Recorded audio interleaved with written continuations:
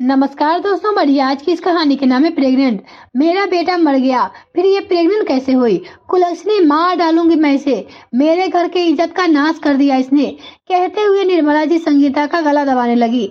संगीता के चीखने चिल्लाने की आवाज अगल बगल की औरतें, गांव के लोग दौड़कर आए और निर्मला जी को धक्का देकर बड़ी ही मुश्किल से संगीता की जान बचाए।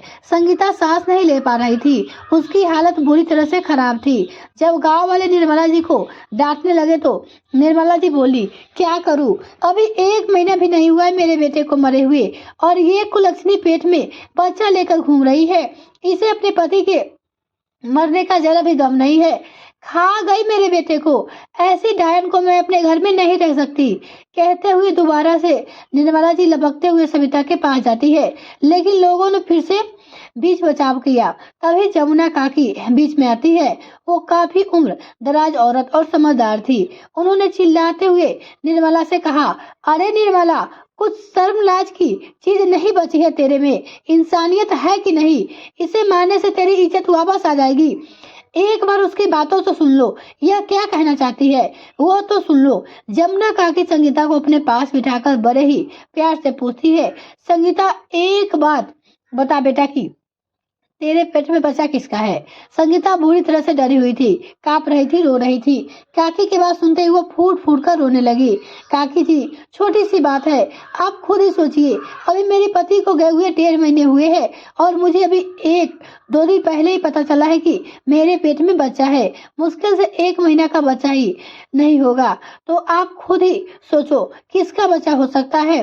माँ जी मुझ पे इतना बड़ा लांछन लगा रही है, मैं तो खुद मर जाना चाहती हूँ। यह मुझे क्या मारेगी? संगीता की बात सुन काकी निर्मला जी के पास जाती है और चिल्लाते हुए कहती है, अरे बद दिमाग औरत, ये तेरा ही पोता है।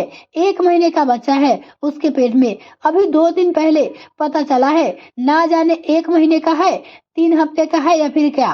तो बिन जाने सुने, बिना जांच करे उसे मारने चली थी। देख, गांव वाले के सामने और इज्जत का तमाशा मत कर। अपनी बहू बेचारी खुद दुखी है, उसे सहारा देकर घर में उसे उसके 2 बच्चे भी है, उन्हें प्यार दे।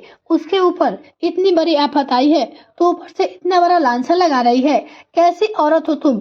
अरे उसके ऊपर क्या बीत रही है पता है तुझे? जीजी, क्या विपत्ति मेरे ऊपर रही आई है? मेरा जवान बेटा चला गया है इसकी वजह से। इसने खाया है मेरे बेटे को।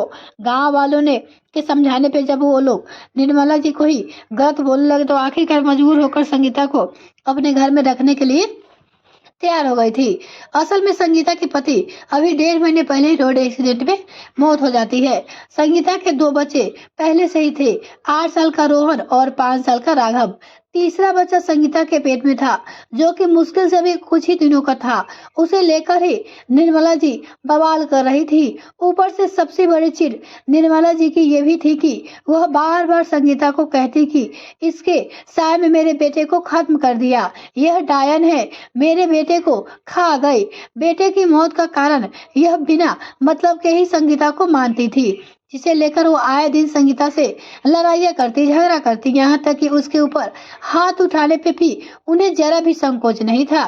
बेचारी संगीता के माँ बाप पहले से ही नहीं थे। एक भाई था, उसकी भी आमदनी इतनी ज्यादा नहीं थी वो खुद का संगीता का खर्च उठा सके।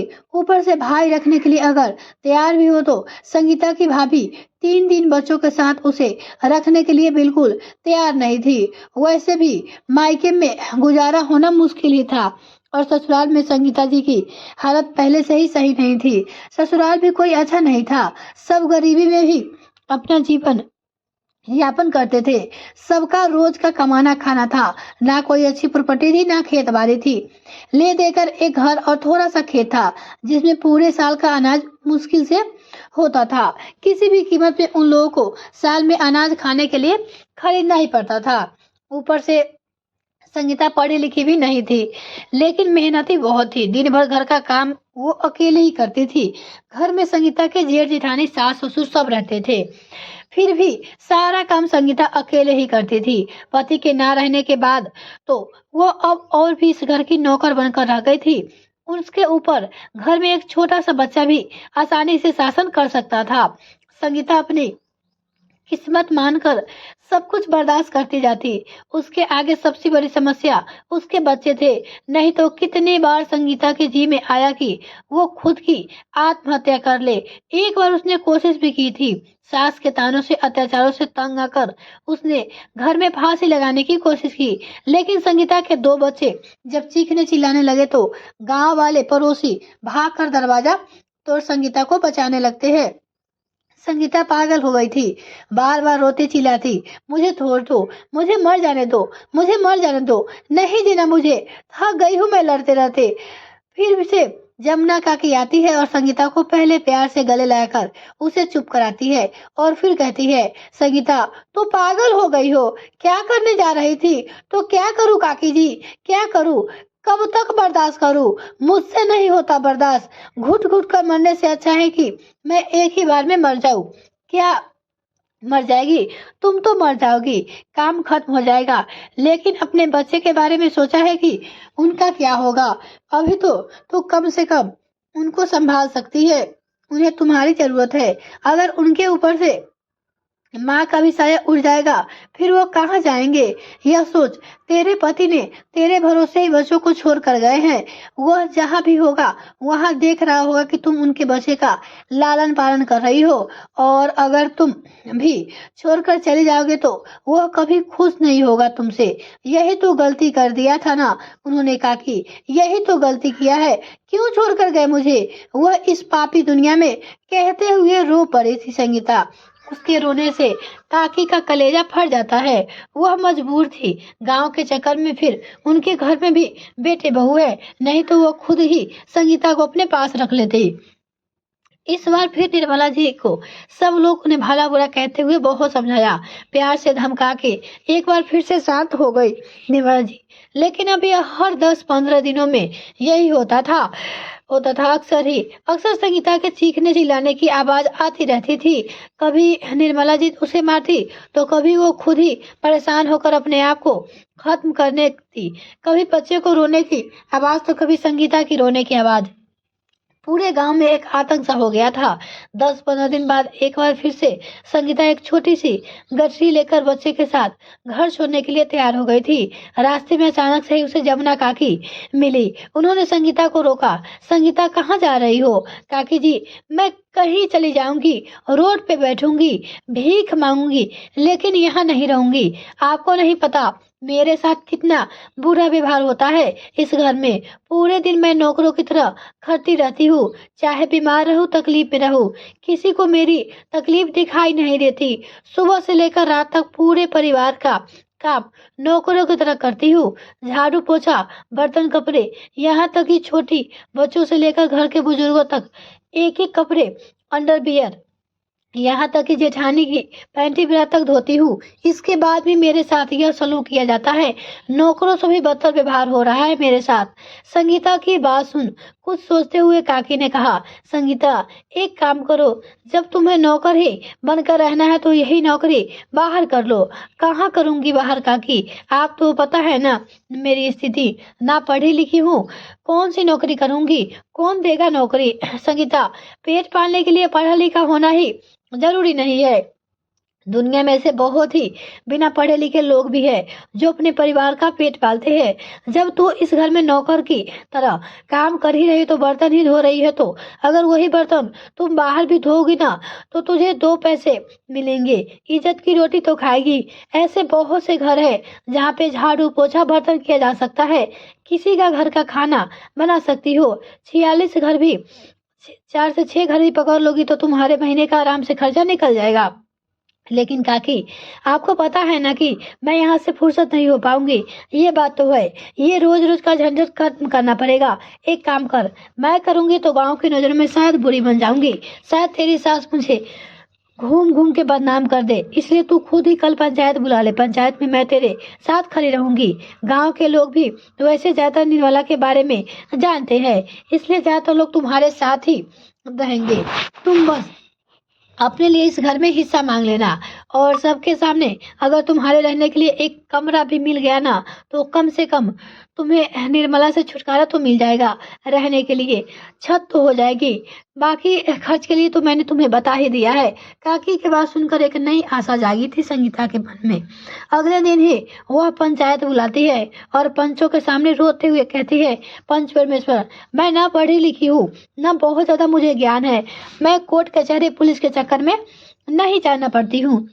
छोटी सी बात है, आप लोगों से कुछ छुपा नहीं है। अगर आप लोग चाहे तो मेरे लिए इस घर में मेरा हिस्सा दिलवा दीजिए, मुझे रहने के लिए छत दिलवा दीजिए। बाकी मुझे इन लोगों से कुछ नहीं चाहिए। मैं अपना जीवन यापन, अपने बच्चों का पालन पोषण कैसे भी कर लूंगी, लेकिन अब मुझे सबके साथ नहीं रहना। कौन सा हिस्सा लेगी तू? कौन सा ऐसा खजाना यहाँ पे रखा है कि मैं तुझे दे दूंगी? चिल्लाने लगी निर्मला जी, मेरे पास कुछ भी नहीं है हिस्सा देने के लिए। ये जाकर अपनी व्यवस्था कहीं और कर सकती है। अरे निर्मला, कैसे बातें कर रही है? हिस्सा तो तुम्हें देना ही पड़ेगा, चाहे पंचायत का सामान करके हिस्सा दो या पुलिस कोर्ट कचहरी सहारा ले लो, तो हिस्सा तो आपको देना ही पड़ेगा। अब चारों ओर से निर्मला जी पे आवाज उठने लगी थी, हाँ हाँ, हिस्सा देना पड़ेगा, मान जाओ निर्मला, हिस्सा तो देना ही पड़ेगा। फालतू में क्यों पुलिस केस कराने पे तुलू हो? चारों ओर से दबाव पड़ने लगा तो आखिरकार मजबूर होकर निर्मला जी ने 2 कमरा संगीता को दे दिया। अब संगीता को थोड़ी सी राहत हुई थी। अब यह 2 कमरे का ही घर उसका अपना था, जहाँ कम से कम वो खुलकर सांस ले सकती थी। काकी जी की बात को मानते हुए संगीता ने गांव में कुछ लोगों के घर में बर्तन धोने का, किसी के यहाँ खाना बनाने का, तो किसी के यहाँ झाड़ू पोछा का काम पकड़ लिया। और ऊपर से गांव के लोगों ने भी संगीता की कुछ कुछ मदद करके उसकी जरूरतों का सारा सामान थोड़ा थोड़ा करके दे दिया था। इससे संगीता को ज्यादा किसी की चीज की जरूरत नहीं रह गई थी। जो काम संगीता के घर में मार खाते हुए, लोगों का एहसान लेते हुए दिन रात काम करती थी और उसी काम की कोई कीमत नहीं थी, वही काम वो लोगों के घरों में कर करके कम से कम इतना तो आराम से कमा लेती कि बच्चों का और अपना पेट आराम से पाल सके। अब संगीता को निर्मला जी और उस परिवार से कोई मतलब नहीं था। वो वैसे भी बहुत ज्यादा निर्मला जी से बचकर ही रहती थी। संगीता को जब भी कोई तकलीफ होती, जब भी कुछ बात कहनी सुननी होती, उसके दुख सुख में उसका साथ देने वाली जमुना काकी से वो अपने दिल की बात हर बताती थी उन्हीं से। जमुना काकी गांव की होते हुए भी उसके लिए अपनी माँ से भी बढ़कर थी, जिनके सहारे, जिनके चलते आज संगीता नरक भरे जिंदगी से आजाद हुई थी। दोस्तों, कभी कभी अपने साथ छोड़ जाते हैं, लेकिन पराये अपनों से बढ़कर ही साथ दे जाते हैं। यह कहानी आपको कैसी लगी दोस्तों, कमेंट में लिखकर जरूर बताइएगा। अगर आपको ये कहानी पसंद आए तो वीडियो को लाइक और चैनल को सब्सक्राइब कर दीजिएगा।